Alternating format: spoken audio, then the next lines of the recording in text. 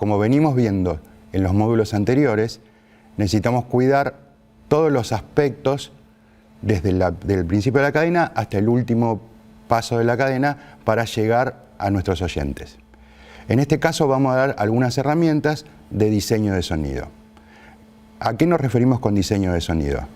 Bueno, ya en el último eslabón, que es la parte de gabinetes o de baffles, tenemos que ver el posicionamiento de estos baffles para que puedan reproducir el sonido y llegar a los oyentes, como dijimos al principio, en que todos los oyentes escuchen con el mismo volumen y de la misma manera.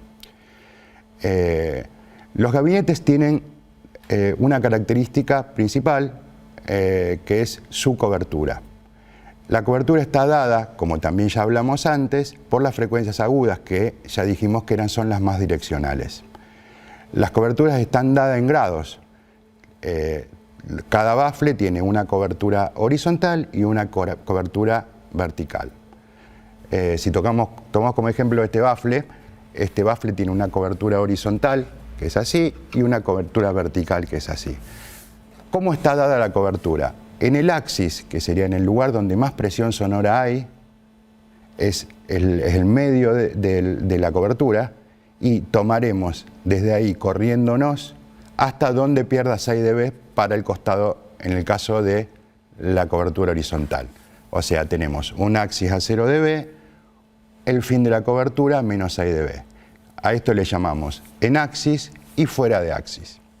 También tiene una cobertura vertical que se mide de la misma manera, pero la cobertura ya es así, que tiene un ángulo donde medimos en el medio, en el axis, donde tiene más cantidad de SPL y donde pierde 6 dB para arriba o para abajo, es su cobertura vertical. Teniendo en cuenta esta característica de los baffles o de los gabinetes, nosotros podemos empezar a hablar de arreglos de sistemas.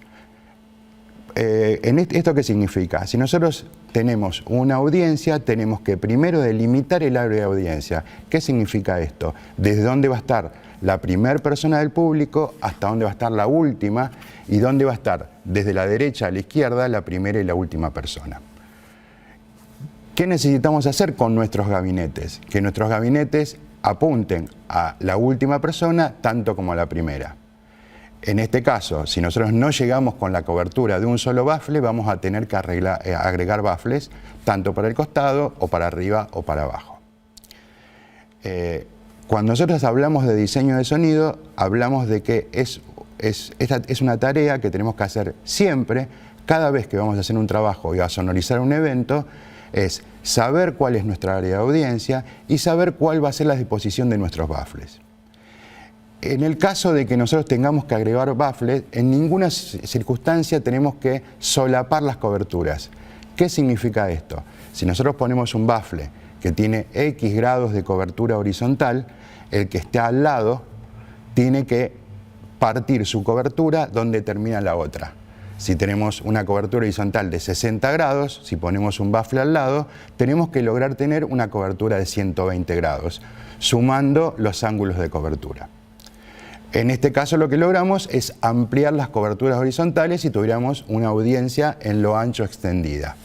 En el caso de tener que llegar a mayor distancia, lo que hacemos es usar la cobertura vertical para tener una cobertura vertical que dé a la primera parte de la audiencia con la cobertura del baffle de arriba que llega a la segunda parte de la audiencia. También tenemos que tener mucho cuidado con el tema de la cantidad de SPLs que le llega al público. El público que está más cercano tiene que recibir la misma cantidad de SPL que la última persona, que la persona que está a más distancia del escenario. ¿Eso cómo lo podemos hacer? En el caso de lo que dijimos, las coberturas tienen un axis y un fuera de axis. El axis está en 0 y el fuera de axis está en menos 6.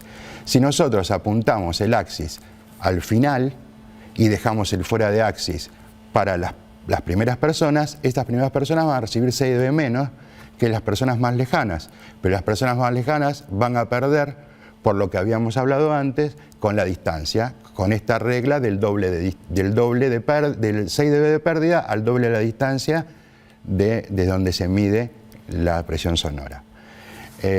Estas son reglas básicas de diseño para lograr lo que lo que dijimos que es nuestra tarea, que es intentar de que la audiencia escuche toda igual y con la misma fidelidad.